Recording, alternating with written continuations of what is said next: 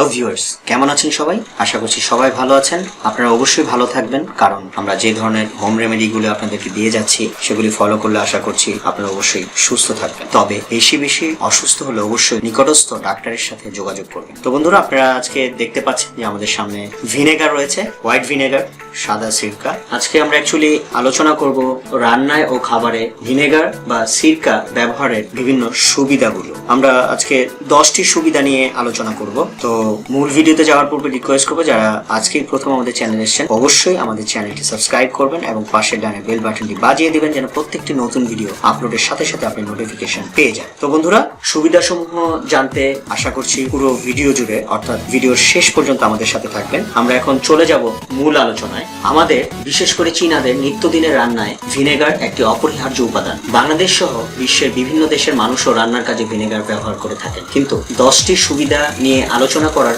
পূর্বে ভিনেগার সম্পর্কে কিছু তথ্য আমার সাবস্ক্রাইবারদের সঙ্গে শেয়ার করতে চাই। ভিনেগারকে বাংলায় আমরা বলি সিরকা, আর এটি একটি তরল পদার্থ যা অ্যাসিটিক অ্যাসিড ও পানির মিশ্রণ। ভিনেগারে সাধারণত 5% অ্যাসিটিক অ্যাসিড। ভিনেগার তৈরিতে আপেল, আখ, নারিকেল, খেজুর, নাশপাতি, টমেটো, চাউল, গম, মধু, বিয়ার ইত্যাদি ব্যবহৃত হয়। যুক্তরাজ্য, জার্মানি, অস্ট্রিয়া ও নেদারল্যান্ডসে ভিয়ার ভিনেগার প্রচলিত। আখ থেকে তৈরি ভিনেগার ফিলিপিন্সে জনপ্রিয়, তবে ফ্রান্স ও যুক্তরাষ্ট্রেও এ ধরনের ভিনেগার প্রস্তুত করা হয়। নারকেলের পানি থেকে তৈরি ভিনেগার মূলত ব্যবহৃত হয় দক্ষিণ পূর্ব এশিয়ার দেশগুলোতে, আর মধ্যপ্রাচ্যের দেশগুলোতে ভিনেগার প্রস্তুত করা হয় ঐতিহ্যবাহী খেজুর থেকে। অধিকাংশ ফলের ভিনেগার তৈরি হয় ইউরোপে, তবে চীন ও কোরিয়াতেও ফল থেকে ভিনেগার প্রস্তুত করা হয়। অবশ্য চীনের কালো ভিনেগার বিখ্যাত। ইতালি, ফ্রান্স, রোমানিয়া ও স্পেনে পাওয়া যায় মধু থেকে তৈরি ভিনেগার। চাউল থেকে তৈরি ভিনেগার পূর্ব ও দক্ষিণ পূর্ব দেশগুলোতে ব্যাপকভাবে জনপ্রিয়। ভিনেগার আজকাল শুধু রান্নার কাজে ব্যবহৃত হলেও গৃহস্থালী পরিষ্কার, পুড়ে যাওয়া, চিকিৎসায়, পথ্য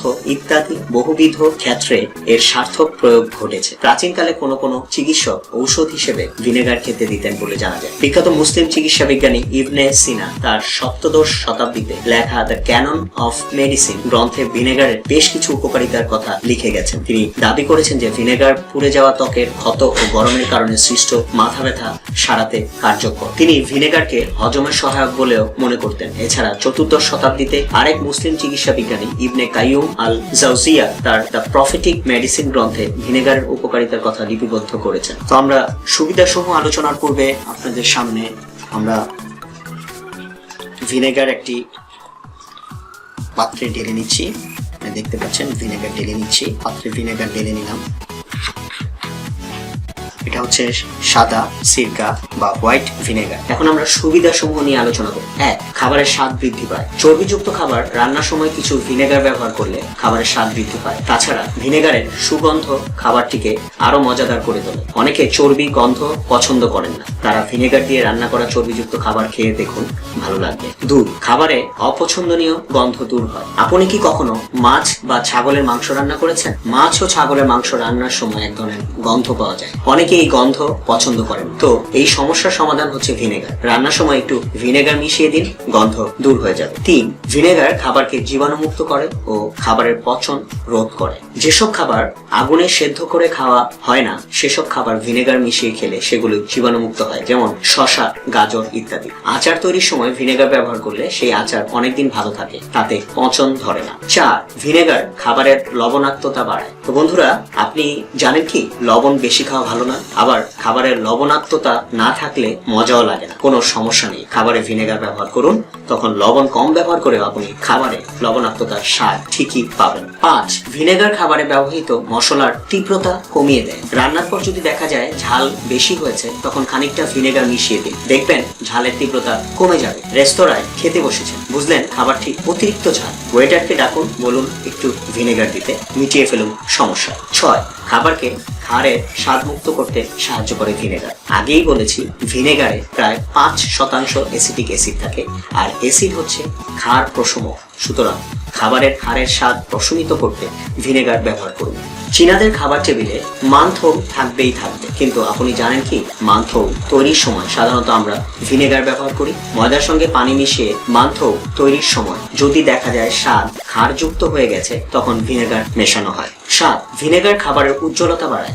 সুন্দর কে না পছন্দ করে? যা কিছু দেখতে সুন্দর মানুষ তা পছন্দ করে। হ্যাঁ, খাবারের ক্ষেত্রেও কথাটা সত্য। যে খাবার দেখতে সুন্দর সেটি খেতেও ভালো লাগে, অন্তত খেয়ে দেখতে ইচ্ছে করে। চীনাদের সুস্বাদু খাবারগুলোর মধ্যে ভিনেগার ব্যবহার করা হয় এই কারণে। ভিনেগার খাবারকে সুস্বাদু করার পাশাপাশি এর সৌন্দর্য বৃদ্ধি করে, এর উজ্জ্বলতা বাড়ায়, কারণ ভিনেগারের মধ্যে জৈব অ্যাসিড রয়েছে। এই উপাদান খাবারে ব্যবহৃত বিভিন্ন উপাদানের রং নষ্ট হতে দেয় না।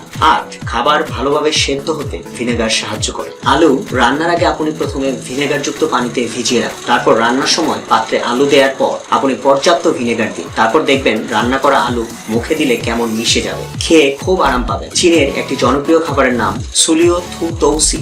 সু মানে ভিনেগার, থু তৌ মানে আলু, আর সি হলো সরু বা ফাইন। 9. ভিনেগার খাবার দ্রুত রান্না হতে সাহায্য করে। ভিনেগারের মধ্যে রয়েছে জৈব অ্যাসিড। এটি গরু বা ছাগলের মাংস রান্নার সময় ব্যবহার করলে রান্না দ্রুত শেষ হবে। ভিনেগার ছাড়া রান্না করলে এক্ষেত্রে যে সময় লাগবে, ভিনেগার ব্যবহার করলে সে সময় অর্ধেকে নেমে আসবে। 10.